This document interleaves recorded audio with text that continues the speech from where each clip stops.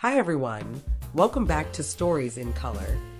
Today I want to dive into a question that often arises. Why do men seem to have red flags, but women don't? Throughout our lives, many women become adept at reading and interpreting the behavior of others. This skill is especially valuable in dating. We learn from our experiences and from the stories shared by others, which helps us identify potential red flags. It's crucial to trust these lessons and be cautious with men who display behaviors that raise concerns. So, why do men sometimes seem to have more red flags? One reason is the different societal pressures placed on men and women. Men may exhibit behaviors that raise red flags due to these pressures, or because they're still figuring out how to manage their emotions healthily. Some might resort to manipulative or controlling tactics to cope with their own insecurities or issues. Let me share a personal example to illustrate this. In a previous relationship, my ex-partner was incredibly manipulative. He would shower me with gifts and plan elaborate dates, which initially felt very flattering. However, over time, I noticed a pattern.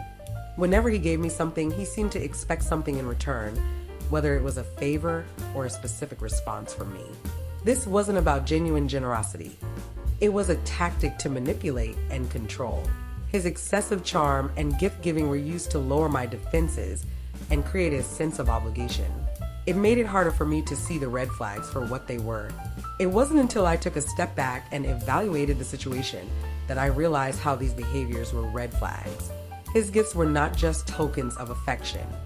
They were tools for manipulation. On the flip side, while not all men display these red flags, and not all red flags are exclusive to men, it's important to recognize and address them when they do appear. Women, through their experiences and intuition, often become more aware of these warning signs.